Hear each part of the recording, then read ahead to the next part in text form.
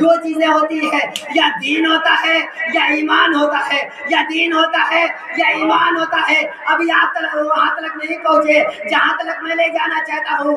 ایمان کہیں مجسم ہوا تو علی کے صورت میں، دین مجسم ہوا تو حسین کے صورت میں۔ ایک انسان کے پاس دو چیز ہوتی ہے، یا ایمان یا دین، یا ایمان یا دین۔ اما حسین کو چھوڑو گے تو دین سے گئے، باپ کو چھوڑو گے ایمان سے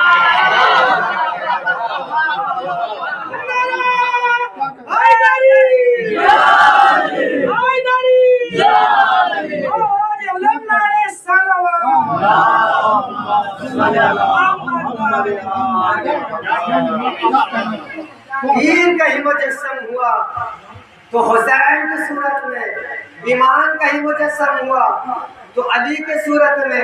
انسان کے پاس اس کائنات میں دو چیزیں ہوتی ہے، یا ایمان ہوتا ہے یا دین ہوتا ہے۔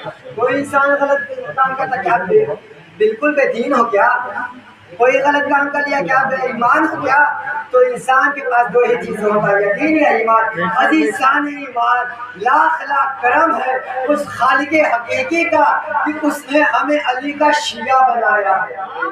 ہمیں علی کا شیعہ ہونے میں فخر ہوتا ہے، اما ہمارے رہبران ایسے ہیں کہ ہم علل انعام چوراہے پہ کہتے ہیں کہ علی ہمارا ہے، حسن ہمارا ہے، حسین ہمارا ہے، اور امت مسلمہ چوراہے پہ آنے کے بعد منہ چھپا چھپا کے کہتی ہے اما علی نے کسی میدان جنگ میں ہمیں شرمندہ نہیں کیا، ہمیں منہ چھپانے نہیں دیا، بلکہ اپنے شیعوں کو کہا سر بلند کر کے کہنا علی ہمارا ہے۔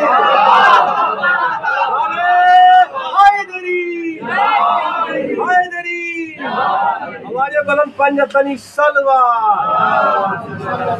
اور کیوں نہ ہم کہیں کہ علی ہمارا ہے، اس لیے کہ مولا کائنات نے کہیں ہمیں شرمندہ نہیں کیا، چاہے شجاعت کا مارکا ہو، علم کی باتیں ہو، اصول ہو یا فلسفہ ہو، ہمیں کہیں علی نے شرمندہ نہیں کیا، اس لیے کہ باب مدینۃ العلم ہے، باب مدینۃ العلم ہے۔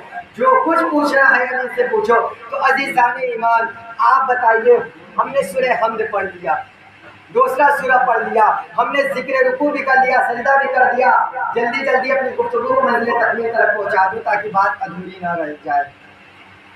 آپ بتائیے، سلام پڑھیے، تشہد پڑھیے اور محمد اور آل محمد پہ صلوات نہ پڑھیے، آپ کی نماز ہو جائے گی۔